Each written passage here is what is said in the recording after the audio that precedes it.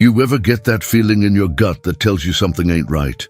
Like when you're hauling through the desert at night and your CB goes dead silent?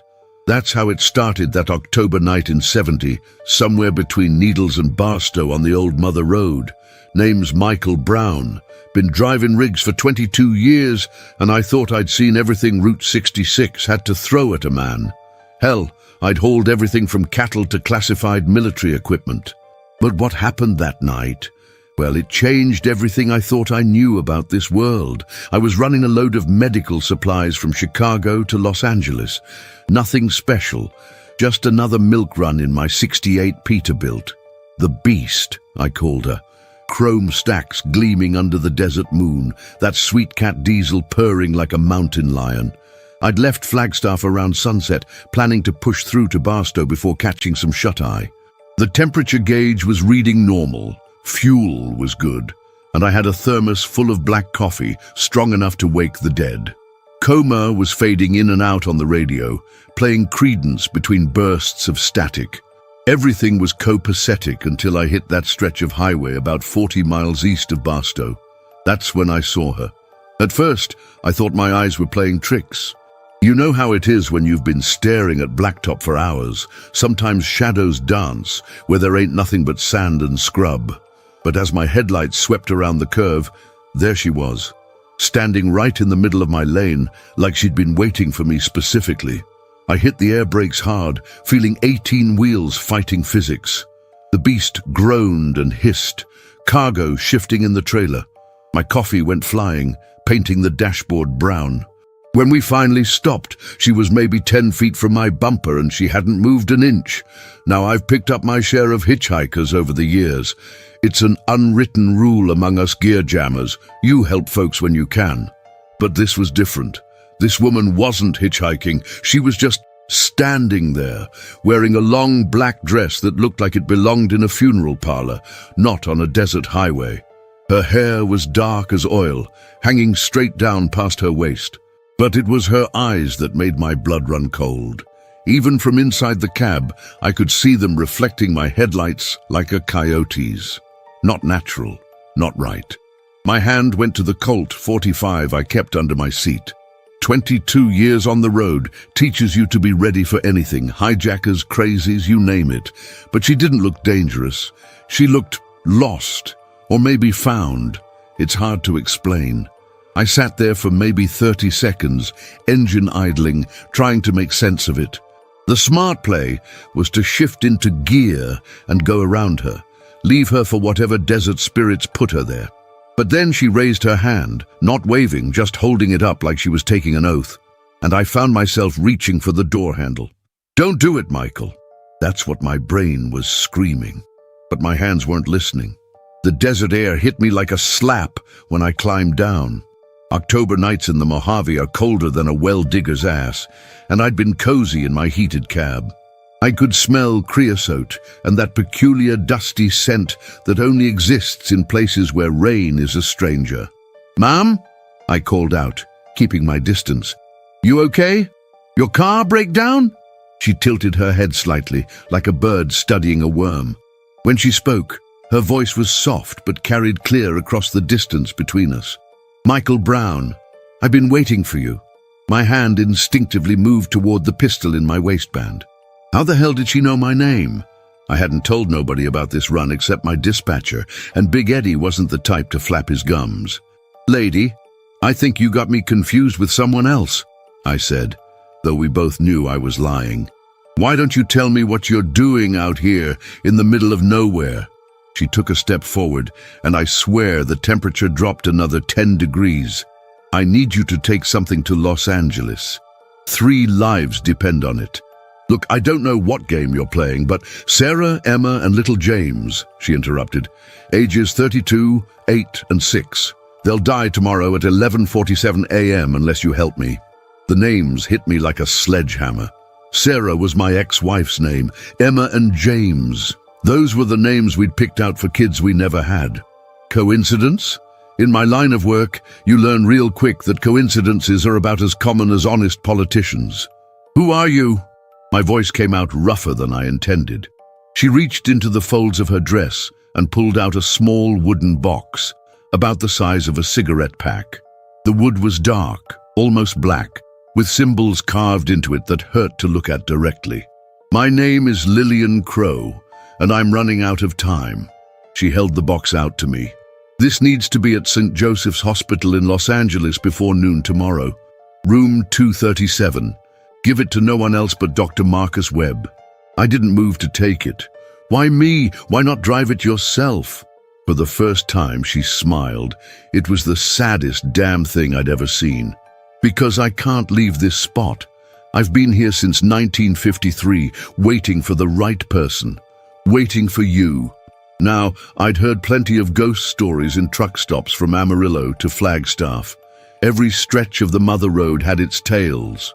But standing there in the cold desert night, looking at this woman who claimed she'd been waiting 17 years, I felt something shift in my understanding of the world. "You're telling me you're a ghost?" I asked, though the question sounded stupid even to me. "I'm telling you that 3 people will die tomorrow if that box doesn't reach Dr. Webb." Her eyes never left mine. "I'm telling you that you're the only one who can save them. The question is, will you?" I thought about my load of medical supplies, thought about my schedule, my dispatcher, my reputation. Then I thought about 3 people I'd never met dying because I was too chicken shit to take a box from a maybe ghost on Route 66. "What's in the box?" I asked.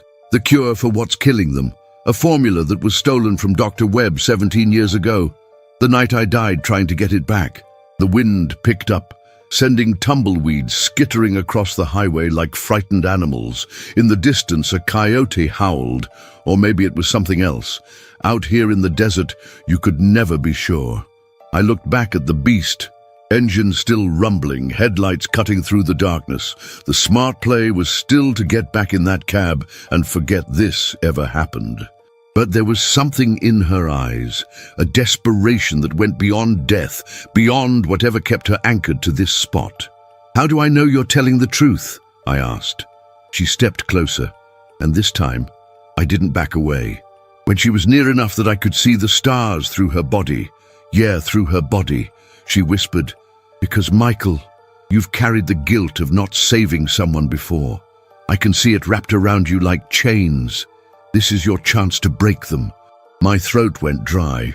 She was talking about Tommy, my little brother who drowned in the Merrimack River when I was supposed to be watching him. I was 16, he was 7. I'd never told anyone the whole truth about that day. "How could you possibly know about that?" My voice cracked like I was 16 again, standing on that riverbank screaming Tommy's name. "The dead recognize guilt, Michael. We see it because we're swimming in it." She pressed the box into my hands. It was cold as winter iron and heavier than it looked. "Take this. Save them. Maybe save yourself too." The moment that box touched my skin, the world tilted. Images flashed through my mind like a slideshow from hell. A laboratory. A man in a white coat screaming, blood on white tiles. A woman, Lillian, younger, alive, running down a corridor clutching this same box. Headlights, the screech of brakes, then darkness. I staggered back, nearly dropping the box. "Jesus Christ." "He's got nothing to do with this," Lillian said. "This is older than that, older than anything you'd find in a church." I looked down at the box. The symbols seemed to writhe in the moonlight, making my eyes water. What kind of cure requires this? The kind that shouldn't exist. The kind that Dr. Webb discovered by accident and tried to destroy. But Harold Kemp had other ideas. Her form flickered like bad TV reception. Kemp killed me for it. Now his own children are dying from the same disease he was trying to weaponize. Kemp's children, Sarah, Emma, and James, are Harold Kemp's family. Yes, ironic, isn't it? The man who murdered me to steal immortality is watching his bloodline wither from a disease that attacks the very genes he was trying to enhance.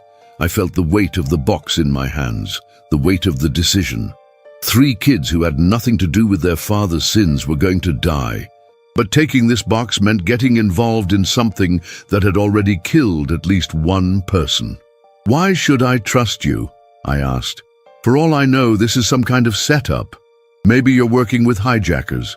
Maybe this whole ghost routine is just special effects. Lillian's form solidified slightly, and for a moment I could see her as she must have been in life. Young, determined, beautiful in that fierce way that comes from believing in something bigger than yourself. You want proof? She gestured to my truck. Check your manifest, 3rd page, bottom entry. I kept my eyes on her as I backed toward the cab, climbed up, and grabbed my clipboard. I flipped to the 3rd page, running my finger down the entries. At the bottom, in handwriting that wasn't mine or Big Eddie's, were the words, "One soul. Handle with care. Delivery deadline before the children die." My hand started shaking. That entry hadn't been there an hour ago. How? Time works differently when you're dead, Michael. I've had 17 years to learn tricks. She was fading now, becoming translucent again. But my time is almost up. Dawn is coming, and I can only manifest for so long. I jumped down from the cab, the box still clutched in my hand. Wait, if I do this, what happens to you? I'll be free, my purpose fulfilled, the debt paid. She smiled again, and this time it wasn't quite as sad. Isn't that what we all want? To know our suffering meant something? A semi roared past us, horn blaring, driver probably thinking I was some fool who'd stopped to take a leak. The wind from its passage made Lillian's form waver like smoke. "St. Joseph's Hospital, room 237, Dr. Marcus Webb," I repeated. "And if I don't? Then you'll carry the weight of 3 more souls. And trust me, Michael, the dead are heavier than you think." I thought about Tommy again. 26 years of carrying that weight. 26 years of seeing his face in every kid I passed on the street. Could I handle adding 3 more to that load? "All right," I heard myself say. "I'll do it." The relief that washed over Lillian's face was something to behold. For a moment, she looked almost alive again. "Thank you, Michael. But listen carefully. There are rules. The box must stay closed. Don't let anyone else touch it. And whatever you do, don't stop for anyone until you reach the hospital. Why? What happens if Kemp isn't dead? He's been looking for this box for 17 years. He has eyes everywhere along Route 66. Her form was fading fast now. He knows I can only appear to certain people at certain times. He'll know the moment you start driving that I've finally found someone. Great. Not only was I carrying some cursed cure, but now I had a murderer on my tail. How will I know him? You'll know. He's changed. The formula he stole, he used it on himself. It didn't give him immortality, but it gave him something else, something worse. She was barely visible now, just a shimmer in the air. "Go, Michael, go now. And remember, room 237, Dr. Webb, before noon." Then she was gone. No dramatic exit, no puff of smoke. 1 second there, the next just empty highway and the cold desert wind. I stood there for maybe 10 seconds, box in hand, trying to process what had just happened. Then I heard it. Engines, not the normal sound of traffic, but something organized. Multiple vehicles coming from the east, moving fast. I scrambled back into the beast, shoved the box under my seat next to the Colt, and fired her up. The transmission groaned as I shifted into gear, and we lurched forward. In my mirrors, I could see headlights cresting the hill behind me, 3 sets moving in formation. The beast could haul ass when she needed to, but she wasn't built for speed. Loaded with medical supplies, I was pushing maybe 70 on a good stretch. Those headlights behind me were gaining. I grabbed the CB, switching to channel 19. "Breaker, breaker, this is Midnight Runner westbound on the 66, looking for a bear report. Got some aggressive 4-wheelers on my back door." Static. Then, "Midnight Runner, this is Cactus Jack eastbound.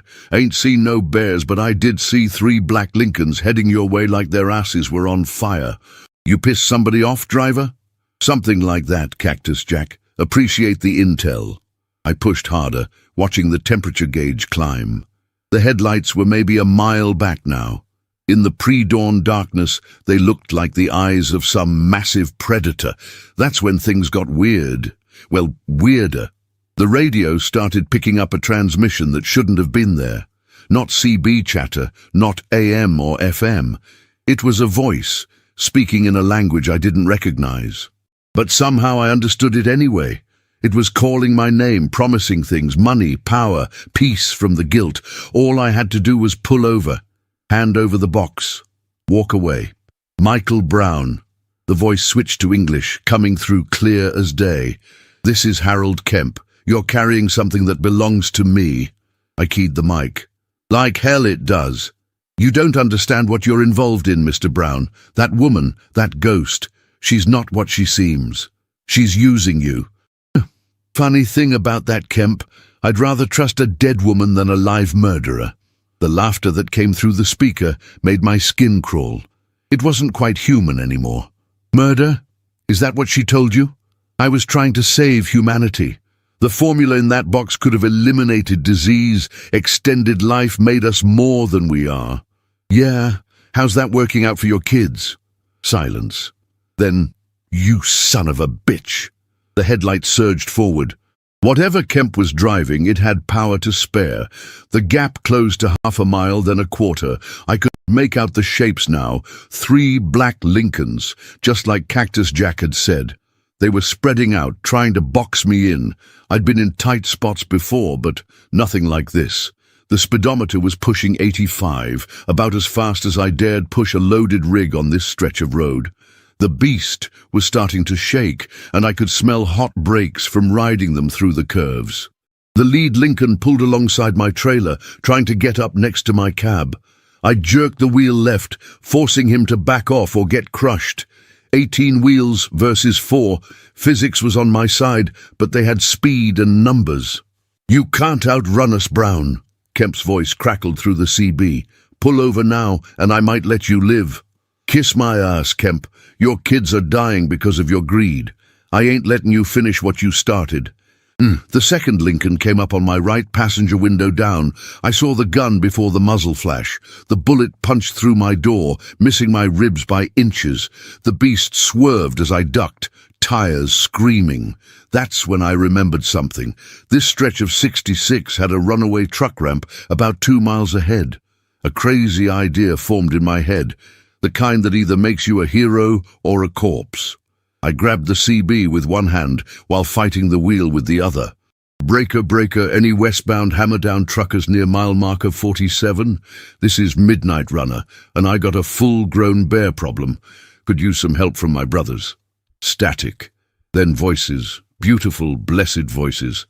Midnight Runner, this is Steel Horse, 5 miles behind you and hauling ass. We see your lights. This is Desert Fox, 4 miles back. Nobody messes with one of ours. Rubber Duck here, coming up fast. Let's show these four-wheelers how we handle bears on our road. The cavalry was coming, but I still had to survive the next few minutes. The third Lincoln tried to ram my trailer, attempting to jackknife me. I felt the impact, fought the fishtail, and managed to keep her straight. That's when I saw him. Kemp, in the lead car. Lillian was right. He'd changed. Even through the windshield, even at 80 miles an hour, I could see his face was wrong. Too pale, skin stretched too tight, eyes that reflected light like an animal's. Whatever he'd done to himself with that stolen formula, it hadn't been kind. The runaway ramp was coming up fast. I started easing left, making it look like I was trying to block the Lincoln beside me. What I was really doing was setting up my play. 30 seconds, Kemp, I shouted into the CB. Either back off or we all go down together. You won't do it, Brown. You're not the type to... I yanked the wheel hard right and stood on the brakes. The beast jackknifed exactly as I'd planned. The trailer swung out like a baseball bat, catching the Lincoln on my left and sending it spinning into the desert. The car on my right locked up its brakes, skidding past me in a cloud of tire smoke. Kemp's car, directly behind me, had nowhere to go.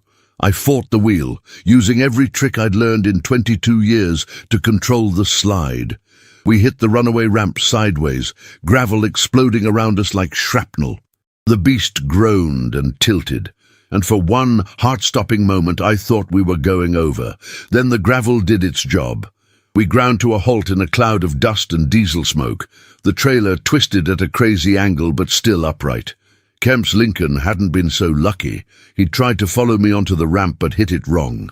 The car was on its roof, wheels still spinning, steam hissing from the radiator. I grabbed the Colt and the box, kicked open my door and dropped to the ground. My legs were shaking, but I was alive.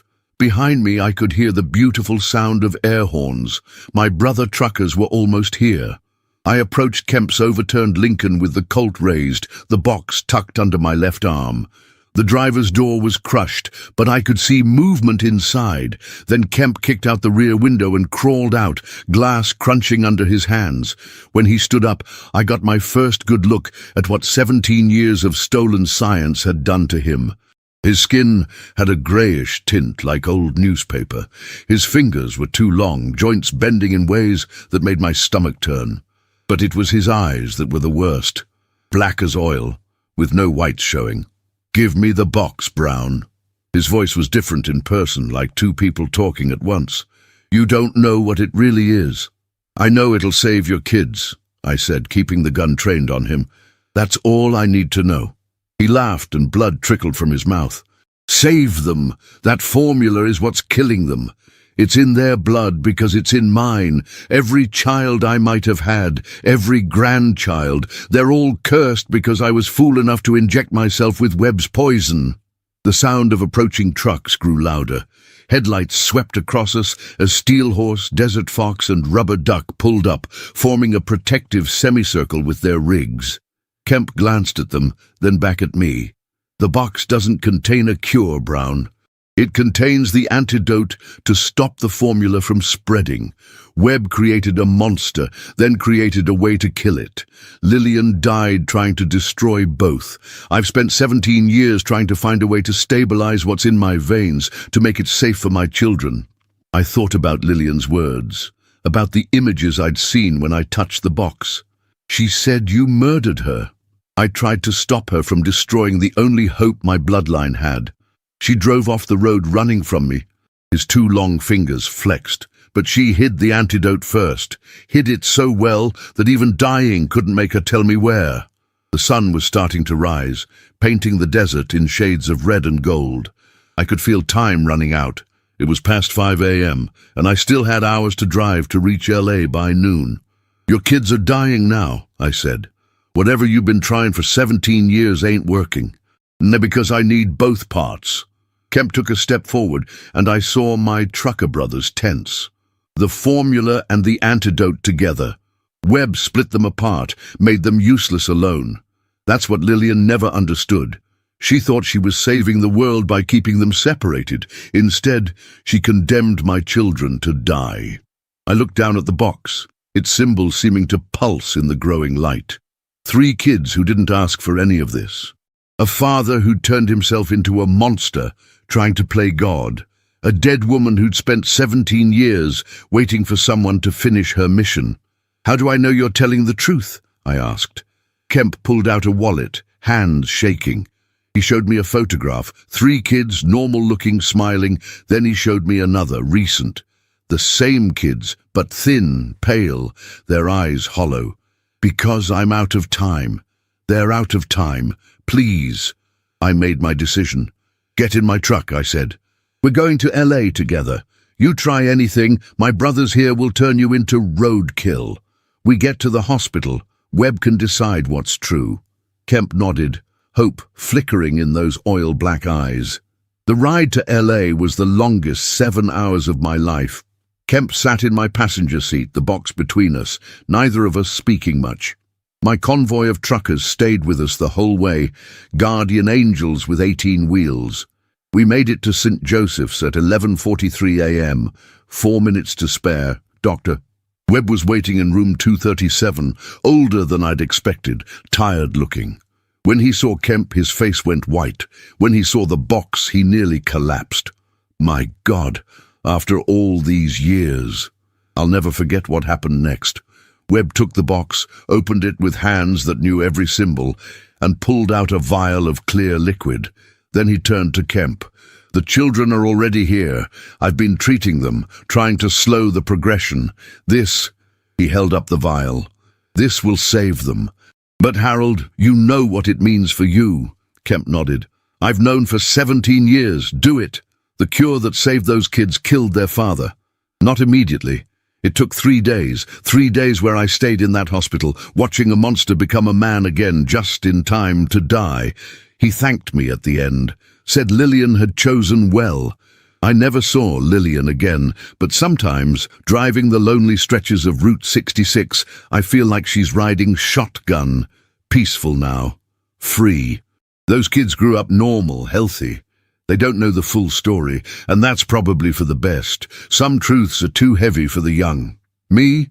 I still drive, still carry loads from here to there. But now I know that sometimes we carry more than what's on the manifest. Sometimes we carry redemption, sometimes we carry hope, and sometimes on cold desert nights when the moon is dark and the road is empty, we carry the chance to save a soul, even if it's our own. You ever get that feeling in your gut that tells you something ain't right? Like when you're hauling through the desert at night and your CB goes dead silent? That's how it starts.